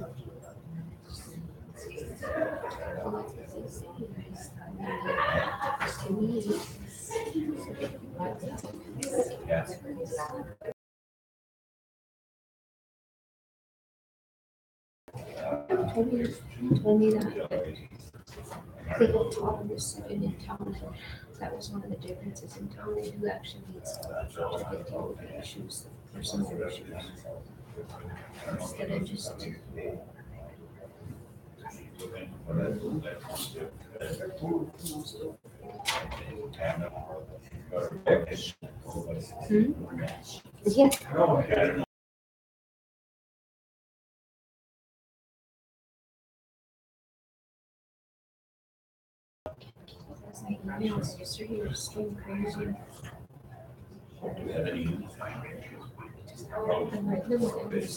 All right.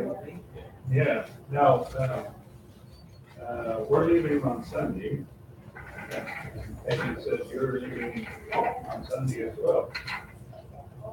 Oh, so. From the interviews on Monday. Trying to figure out Yes, what but they're doing. I just found out that we're double booked. Pardon me? And I see double booked on us again. I'm gonna, it'll live in. We thought we were fine. Email them right now. They did that to us last month. Yeah. Oh, I see, you're And driving. our to Sunday. dealer, I saw it on my phone, but Rich is telling me. Our dealer, Yeah, I mean, Somebody try to change their meeting dates in our CRS. Just like how I'm ready. Yeah. They said you'd be the CEO. Yeah, crack the whip, baby. There you go. Hear that, dude? Right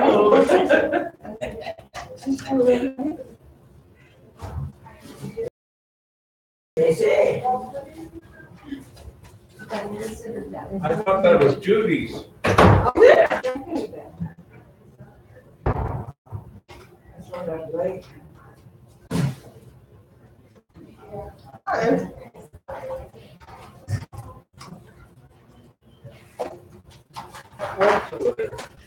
Move stuff. Over here.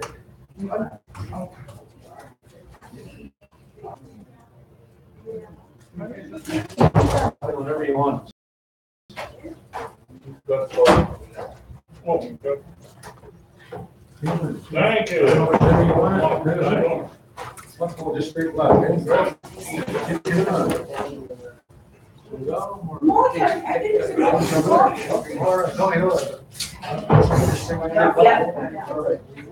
We didn't bring mine.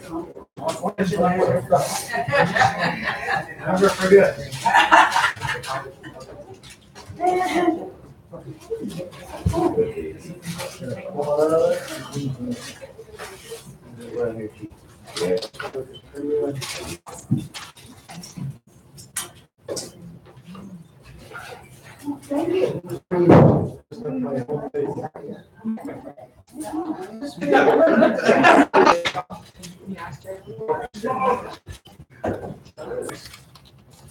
you have forum here.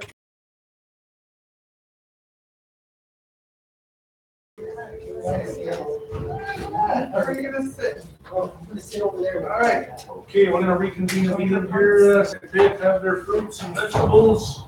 They can grow up to be strong and healthy. Do we have the video system back on? Just so that you know, folks, for those of you who have just entered the room, we are live on Facebook and YouTube for the community to observe on here. We do have a forum back in, so we'll reconvene. Our next item is citizens, Mr. James O'Rourke. Sorry? And your name is? Georgina Spence. Georgina Spence. Okay, Georgina. I'm here. Actually, if you want to pull up a chair in the front here, that'd be great. Here is a mother. I send my kids to go to school, expecting them to be safe, safe there and learning. My 11-year-old daughter was being bullied, and it's not hitting, it's not teasing, it's cyberbullying. I went to the school every day for 8 days. I went to the police station every day.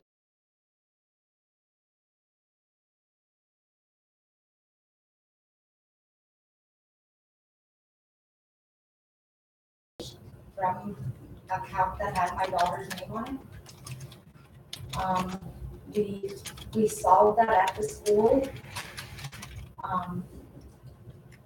But it's still a problem because there's still kids coming up to my child and saying, why did you tell my cousin to kill themselves? Did you know they tried to do it? And it's 12-year-old kids that this is happening to. That's, other children are being a big account using your daughter's name and then end up statements out there. Yeah. What response did you get from the OEA or the school? The school really couldn't do anything. We couldn't forgive him. Repercussions that can come from it, especially when you're impacting a child like that. So I'll go to the presentation and address that. Really impact the families and what it does, so we can really expose that issue. What was that? Any comment on Ashell or Just a question, Dennis, is there any way to track cyberbullying? We do screenshots. But you can actually track the actual account. Yeah. The line, so to speak, at the same time within the community. Finding that will be. Like I said, by the way. Very much appreciate your concern and follow up with that. Take care. Okay, moving right along here, we're not gonna have, obviously, Pattis again.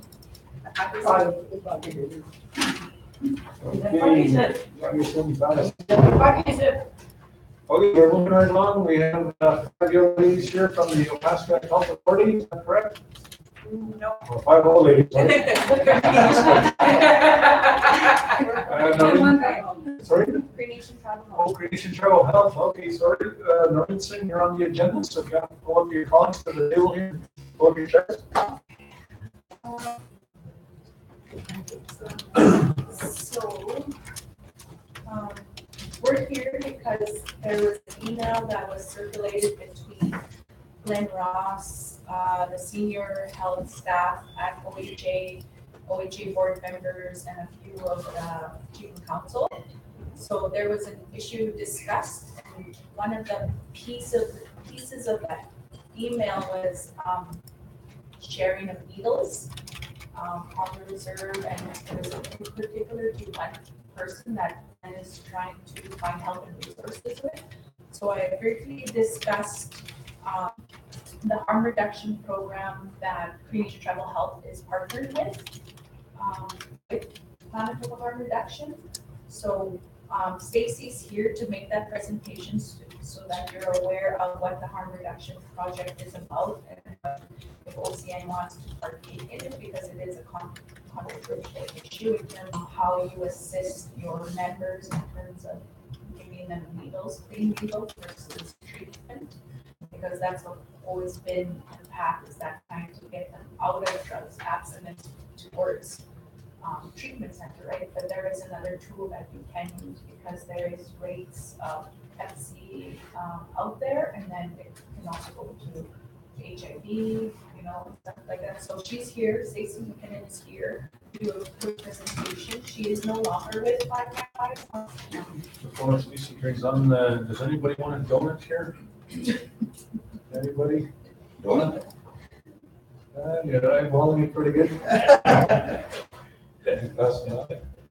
And before we carry on, we have a Cree word of the day, or in this case, a Cree sentence of the day.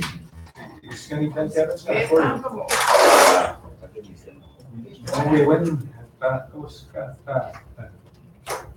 And everyone has to say the Cree word of the day.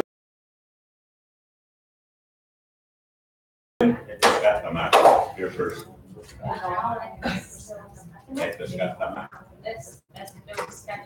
Hey, right on. No, I wouldn't have just got them.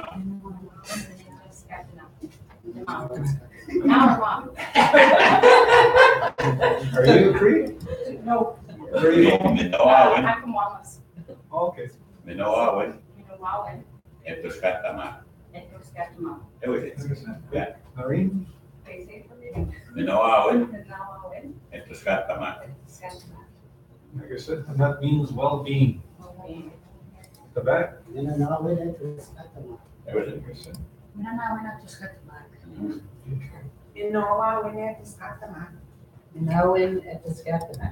Hey, they got it all. All right, very good. This is part of it. I'm hoping that your office also conducts a Cree word of the day or Cree sentence of the day now, which is what we're now converted to, just on the expansion of our Cree declaration. So we encourage each and every member of PASEC and the employees to practice the Cree language as we move forward. So we'll start our presentation in Cree. All right, go ahead. Okay, so I really didn't prepare a presentation, more so I guess a general discussion of kind of how we've come to be where we're at, and maybe some background on what's happening within OCN and the surrounding SPC communities. Positive. So through that kind of initiative, we created a proposal to do supply distribution, meaning giving folks cleans is over $100,000 in the year. So we come from all sides so that we can distribute to our communities. So why I'm sitting here today is since October, OCN has 13 newly diagnosed Hep C infections. And that's kind of how it started in Swayze Saskatchewan as well. We had a Hep C outbreak and we jumped on doing a supply distribution. Unfortunately for that area, what happened was we were a little bit late on that back end, that we saw co-infection of almost 100% HIV. So right now, hepatitis C is treatable, curable, and HIV is not. So we kind of are sitting in a place now with OCN having 13 new cases since October, and let me just say that 13 is probably 3 times that. This is 13 that we've reached and diagnosed. So the numbers are, you know, and that's between the policy again, because we can't differentiate those stats for whatever reason, just based on the jurisdictional issues at hand, I guess. So basically, it uses members, leaders, healthcare workers. They answer the survey and the numerical value, so 1 to 8. On that toolkit, you'll have a grade. So the community's ready for it, you'll have an 8. The community needs to, would be interested in. Any questions?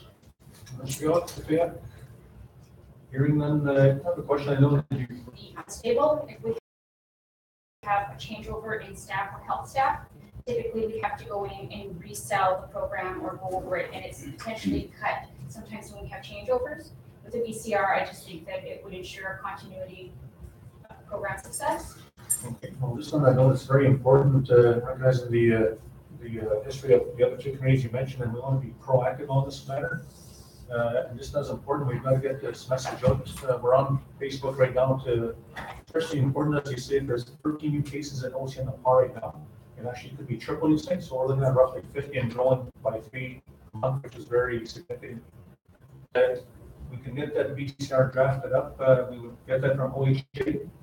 Yeah, just to provide a little bit of information, Health Authority, we actually just had a request from Dr. Mike Isaac, who's the medical officer of health for the provincial area. And we had a telephone conference with him yesterday.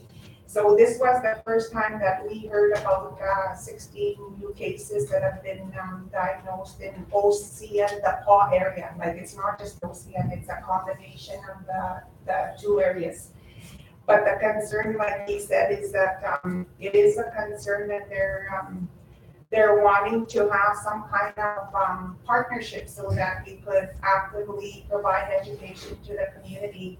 And so this is the discussion that we had about some of the plans that we would be able to participate in moving forward.